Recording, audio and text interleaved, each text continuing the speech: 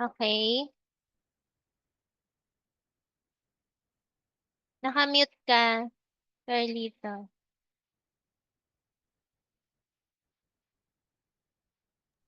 Hello, parinig niyo na pa ako.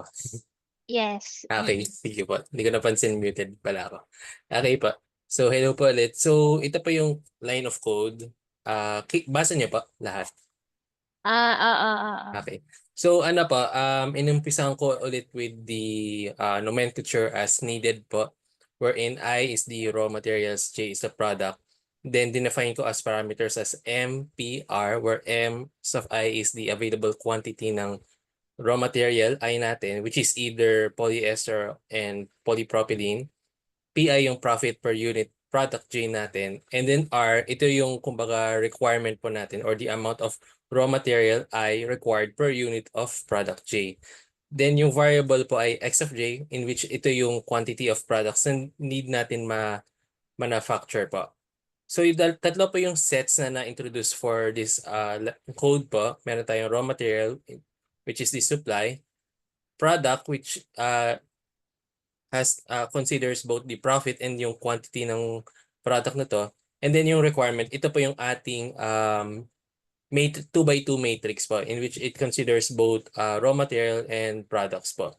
So for the data wherein ang raw material ay indicated by ay considered by the supply, ito po yung ating 12 and 10 na values. 12 for polyester and 10 for ano ba to?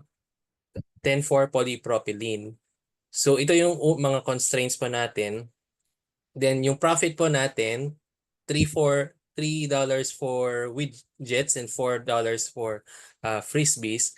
And then for the requirement, ito po yung ating 2 by 2 matrix natin na meron tayong 3, 5, 6, 2 as stated sa ating problem po. Then ito po yung objective function in which minamaximize niya yung profit. So kino-consider niya po yung sum for each product, ano yung product ng profit and yung quantity po niya. And then ito po yung mga constraints. So gagamit po ng for looping po, in which for each raw material, kukunin po natin yung sum ng product ng requirement and then yung quantity po.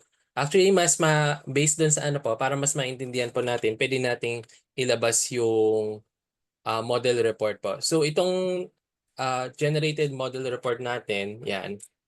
Kung makikita nyo po, ito po yung same na line of codes na nagawa natin sa initial SeatWorks po natin or yung exercise po natin.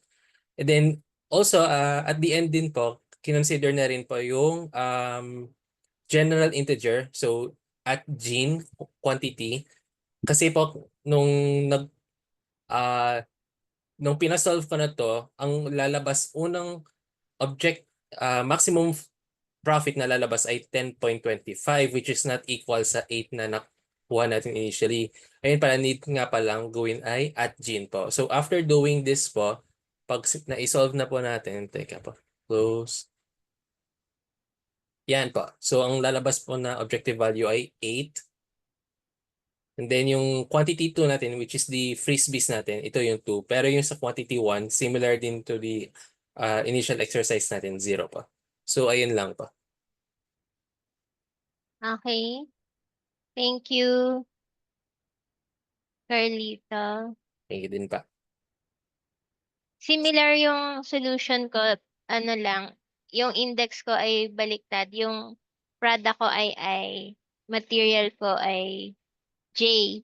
Okay. Ah, basta nag-match kasi 'di ba yung X sub J, yung X sub J dapat refer to the product. So tama naman na Opo. product J. Mhm. Okay. Okay pa. Mm. Thank you. How Thank about you din. si Mirko and Reniel? Nakuha niyo din ba yung solution or may error ba? Na iba po yung lumabas na model nung tinry ko. So may problem ako dun sa pag-generate ng objective function. Okay, yung part na generate the model, so iba yung itsura. Apo. Sige. Try mong i-troubleshoot na lang after ng class and then if hindi pa rin, we can have a consultation. Sige po, ma'am. Si Reniel. Same lang po yun sa model tsaka yung answer. Medyo magkaiba lang sa sets lang po. Okay, okay. Sige. So, ang key lang doon is clearly ma-identify yung index na gagamitin. Kung sa product ba siya or sa material. Alright, thank you. Our next agenda would be a continuation of our lecture. So this time, we will introduce an environmental constraint. Okay, let me share my screen. Share screen.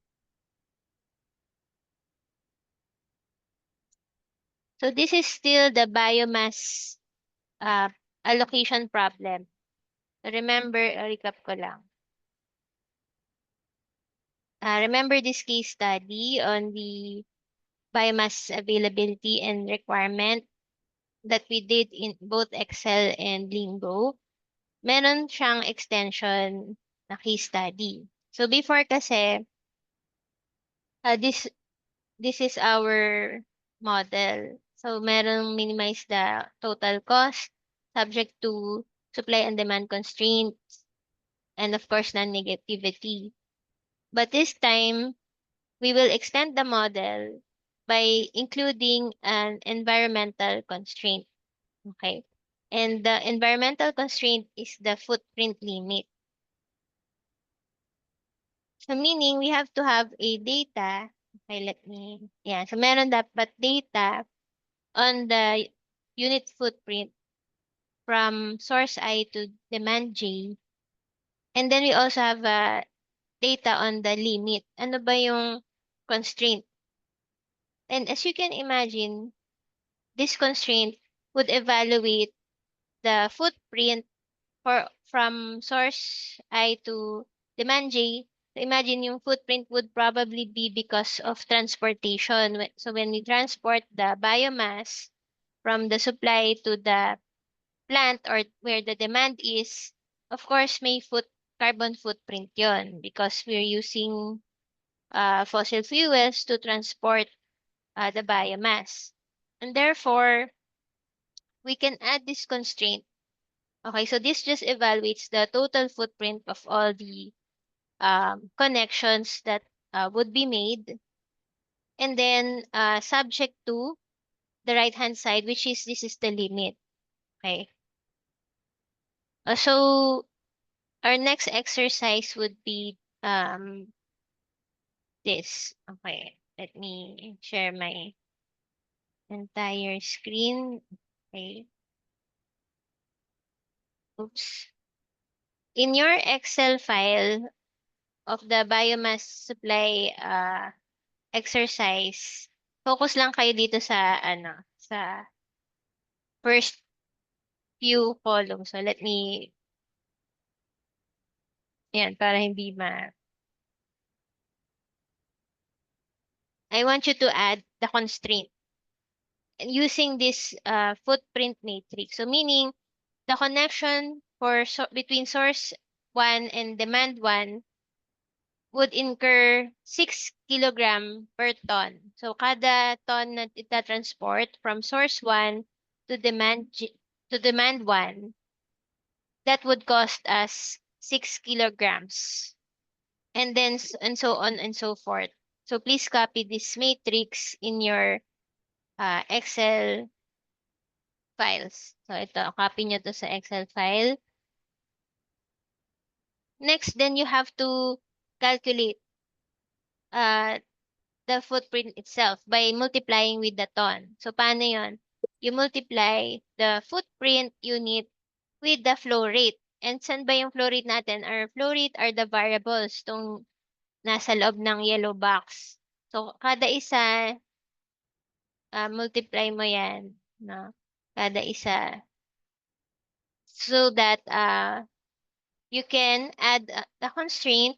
Okay, so below the total cost, you can add a constraint, and this is the total footprint, which is just the sum of all of these cells. Kasi, so now these are in kilogram, no? Kasi na-multiply na with the flow rate na tons per day.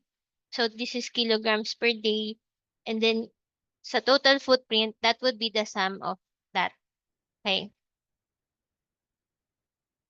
And we have the limit. Ito naman ay arbitrarily set. Yung kung ano yung data mo ko. So for example, gusto mo na hanggang dito lang yung footprint, hanggang 14.8 million kilograms. O, depending on the decision maker. Okay, kung saan din galing yung data niya. So now, I want you to first set this up in your Excel. And then, of course, do not forget in the solver. Okay, let me check kung nakikita niyo yung buong. Yeah. Kailangan mo syempre mag-add ng new constraint. So, ano naman tong new constraint? You see that this cell, D4, D9 pala, D9, should be, D9 should be, sorry, B9 should be less than or equal to C9. So, ibig sabihin, hindi tayo pwede mag-exceed sa uh, carbon footprint limit na sinet natin na 14.8 million. Okay? So, do not forget to add that constraint. Now, i-reset natin yung cell kasi meron ng mga values. So, reset. So, after resetting, okay, click solve and tell me what would be the result.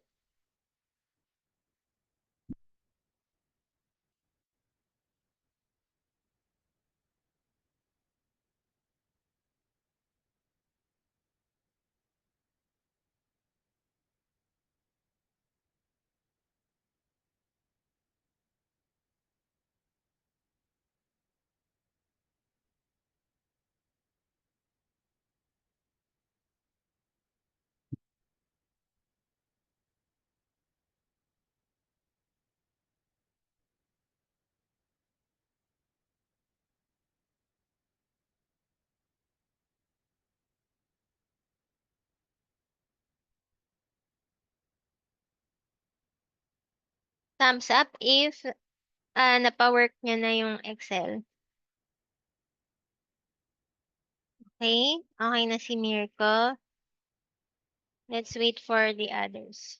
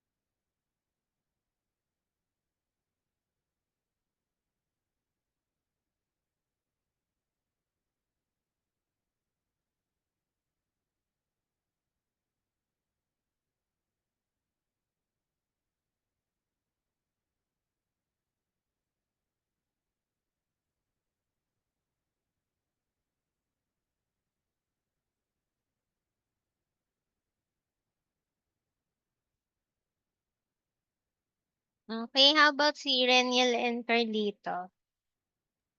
Di ba pagtapos, ma'am? Okay.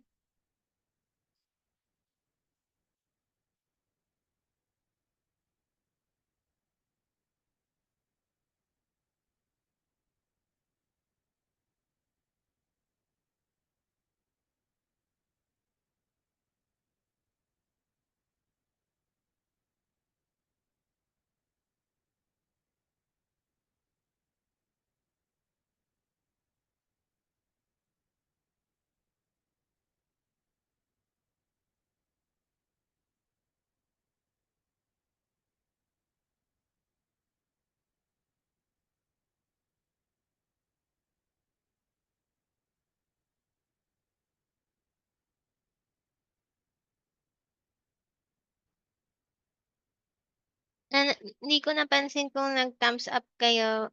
Okay na ba? Okay na po yun sa akin. Okay.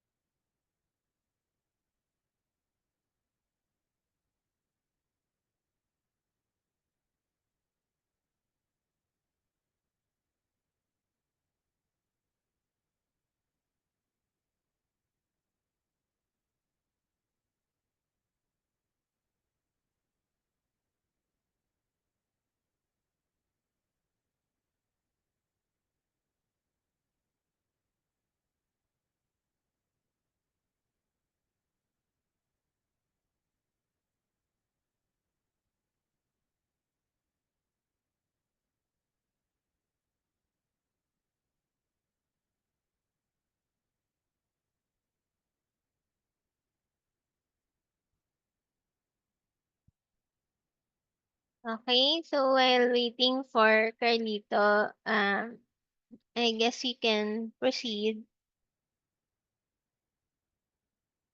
So as you may have noticed, isa lang talaga yung objective function. Ah, hindi logical na meron kang dalawang objective function sa isang model. Ah, for this solver. Okay? That's why if we have multiple objectives, we have to use techniques in order to evaluate those multiple objectives. So in this case, 'di ba, meron tayong cost and meron tayong footprint, but only one of them can be the objective function. So either minimize the total cost or minimize the total footprints.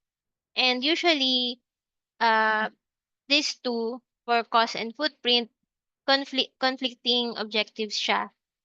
No, maraming usually ang cost and footprint environmental objective, they usually conflict. So paano yung gagawin? Ano yung mga approaches to evaluate multiple objectives?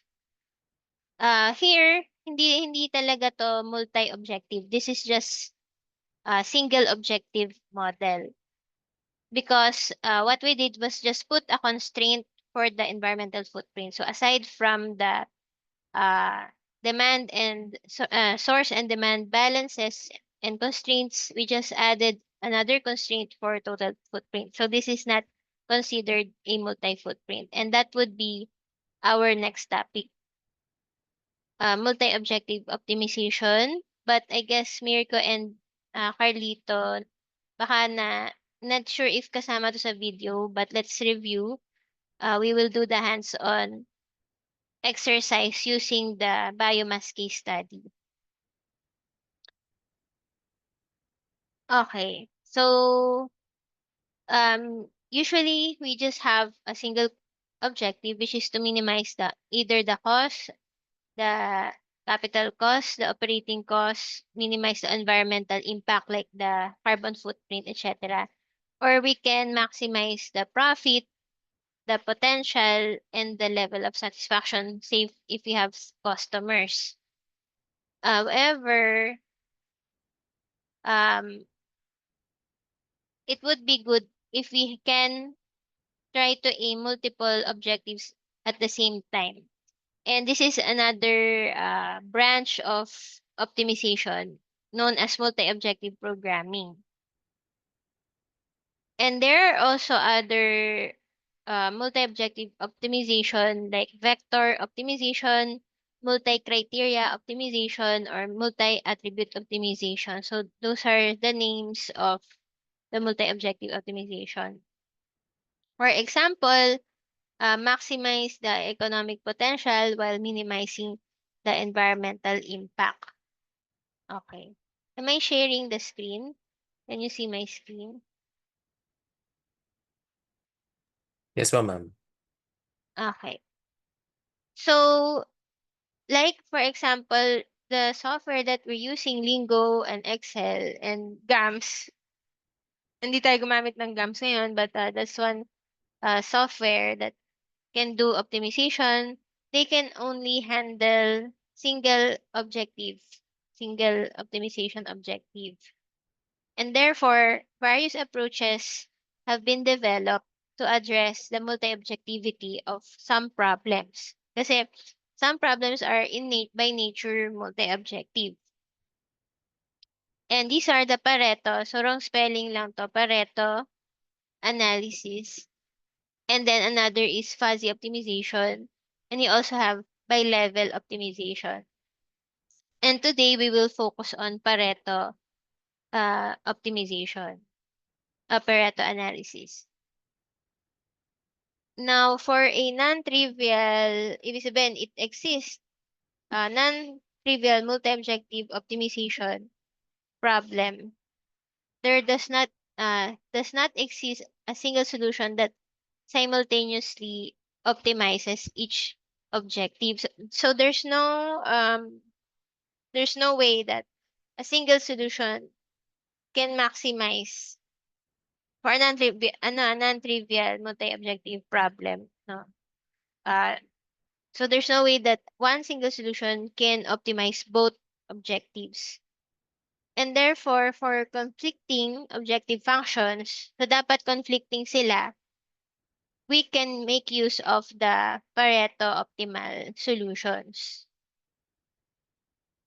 And the definition of a Pareto optimal solution is if none of the objective function can be improved in value without affecting or degrading some of the other objective values. And therefore, Pareto optimal solutions are considered equally good without additional subjective preference information. And what we call a Pareto front or Pareto set of solutions. So for example, a factory can produce two goods, item 1 and 2. So as you can see, item 1 and ito, teka lang ha, hindi lumalabas yung ano ko eh. Yung pointer, paano ba? Ay, lumabas.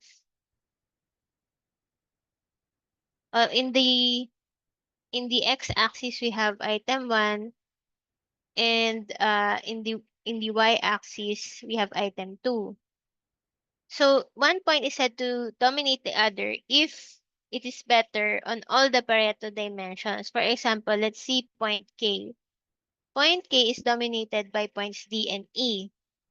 Hindi ko mapagana yung ano ko yung pointer ko. So just look at point K. So as you can see, D and E are all, D is on the right of point K and E is on top of point K as well. And therefore, K is not a Pareto solution. Okay? Kasi meron pang mas mataas na D at mas mataas na E, which are the quantities of items 2 and 1 respectively. So K is not a Pareto solution. A Pareto efficient or Pareto optimal frontier is the set of non-dominated points. So ito lang A to H, yung red points. These are the non-dominated points. All of the gray points are not Pareto optimal. Assuming all production levels inside the front are possible. Point N would also be Pareto optimal if possible production levels were discrete and limited to the points. There is no point with higher production levels for both items than at point N. Okay, if discrete, no, pwede rin yung point N. So, ano yung kailangan natin gawin if meron tayong multi-objective optimization problem with conflicting objectives?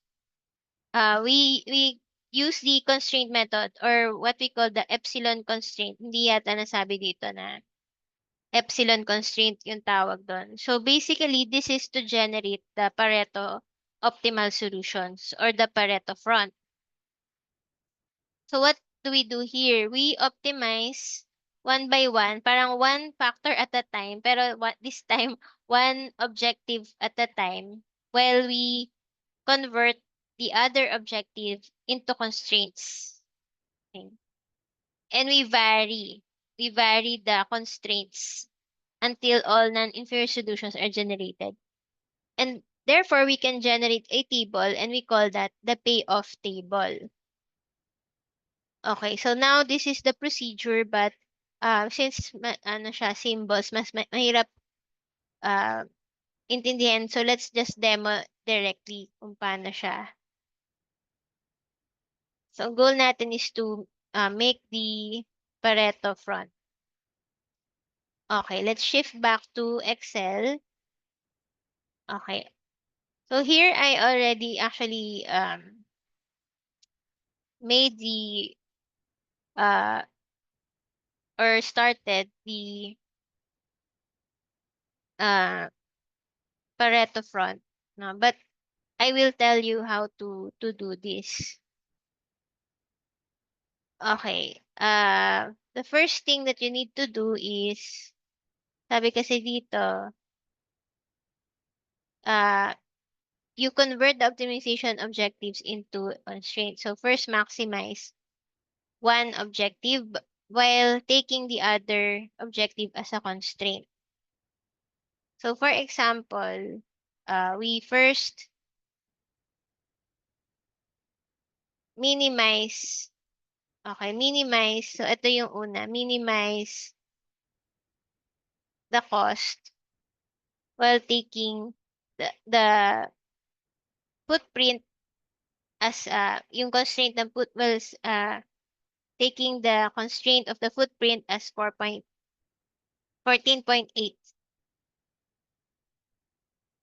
million kilograms. So when we do that,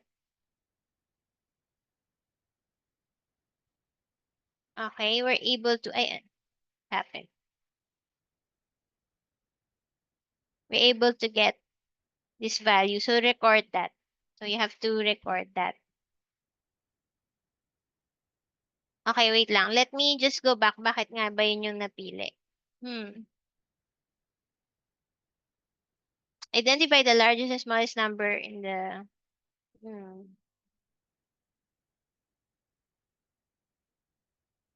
let me check this for a while. Minimum cost. Or arbitrary yun. Let me go back first. I forgot how to set the constraint. Or arbitrary lang yung...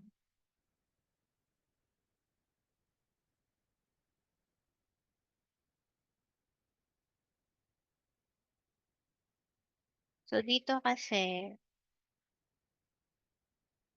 let me pause the recording first. Okay, I forgot to record. So this is a recap of the discussion.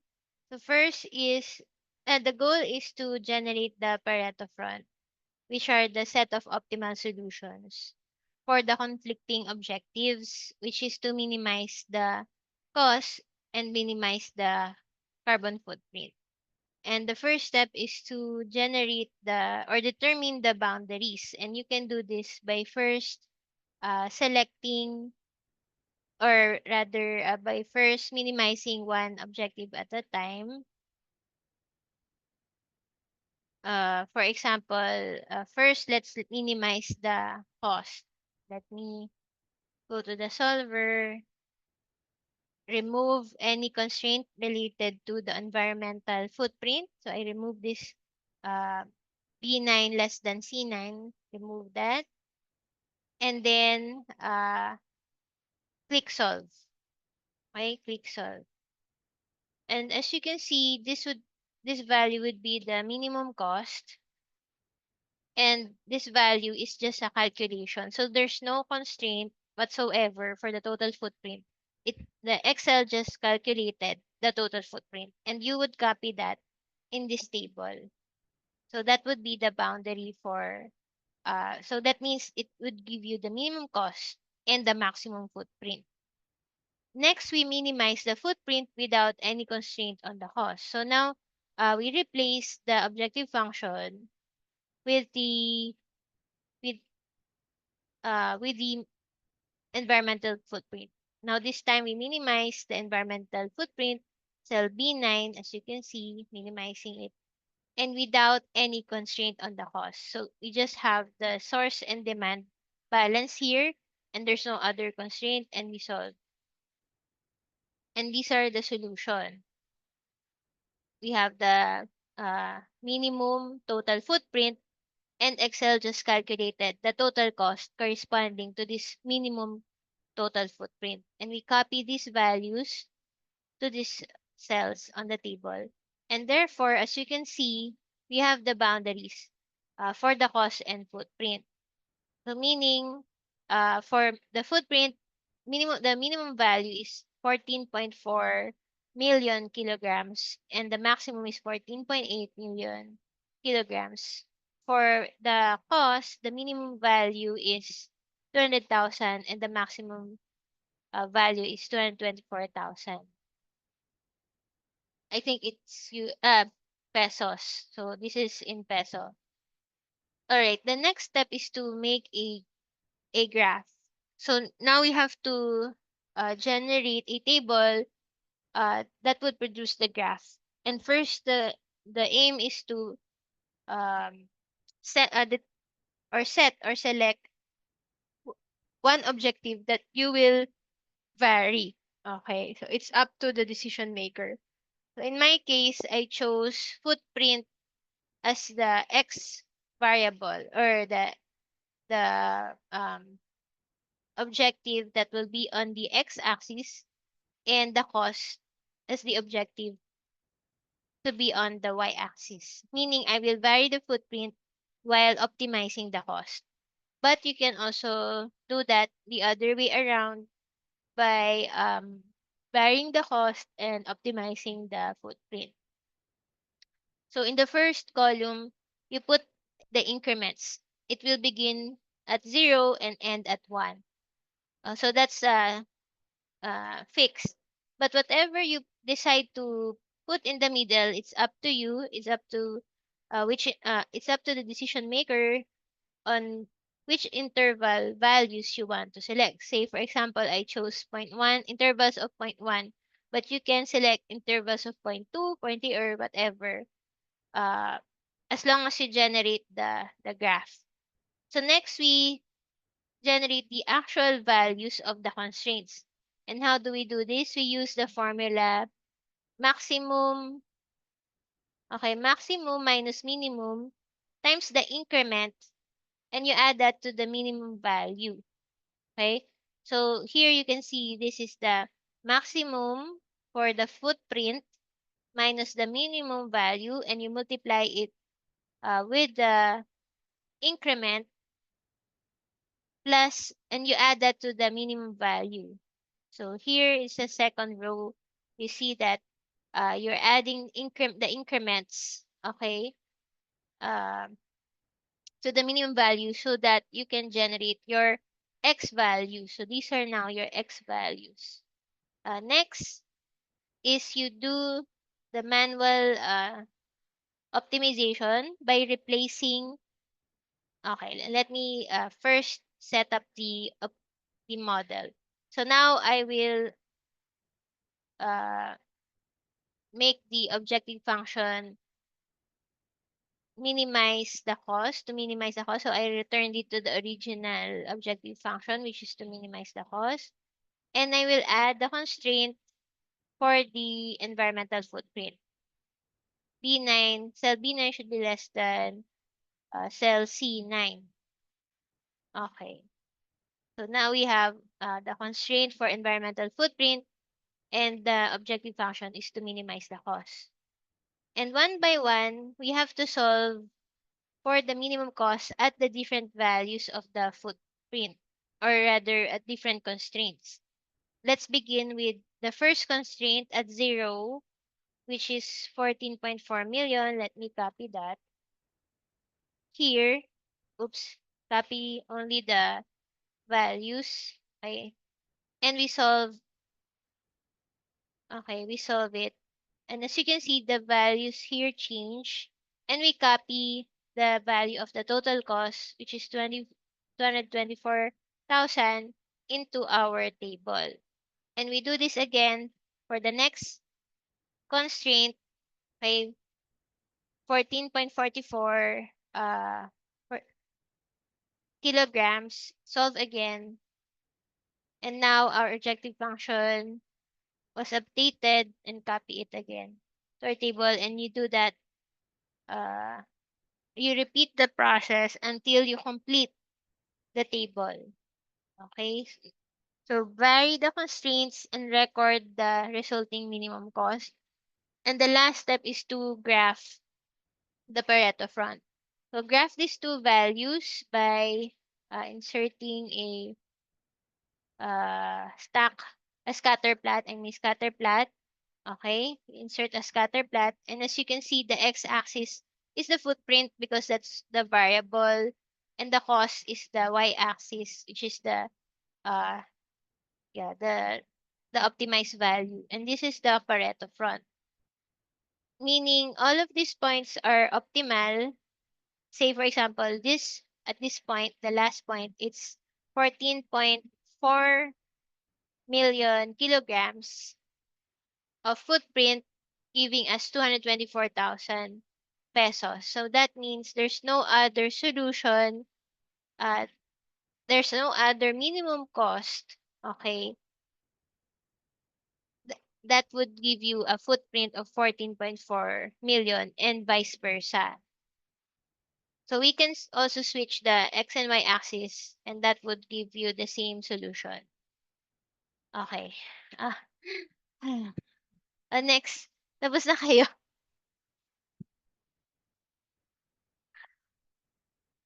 Mirko, do you want to share your answer? Wait lang po. Okay. Nasa ano eh, nasa kabilang laptop Ah, eh. okay, okay. Sige. Okay.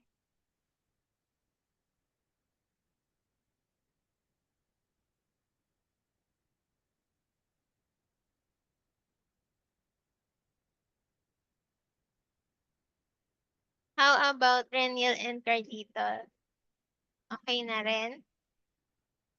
Hello po ma'am. Sorry na po. Sa aking side hindi pa po. Kasi dun sa original kong yung data table po, mali pa rin yung lumalabas na objective function although similar naman yung codes na na-input natin. Hinahanap ko pa Yung po yun. pinaka-original. Opo. Yung Sige, pinaka-original. send ko ngayon sa chat yung original ko. Ito ma'am. Thank you so much po. I-deconstruct ko na lang po yung inyong yung Excel Oo. pa para i-compare ko na lang sa akin at mahanap po yung ma-pinpoint yung problem po. Thank you po. Sige, sige. Paano ba mag-attach ng file? Okay na po to share screen, ma'am. Ah. And kita na po. Nag-load pa. Ayan, okay na. Okay. So, ito yung nakuha na tabular values after ma-extend yung formula pababa. Then, using the scatter plot, ito po yung lumabas na Pareto front. So, need na lang i-resize para mas kita siya. Okay. Thank you. So pareho dun sa ginawa kanina sa class. Yes. Yes po, ma'am. Oo. How about si Reniel? Try mong i-vary yung cost? Di pa po tapos, ma'am. Ay, hindi pa tapos. Okay. Sige. Try mo naman, Mirko, ngayon. I-vary mo yung cost. Okay po. Ibang sheet. So, cost naman yung nasa x-axis.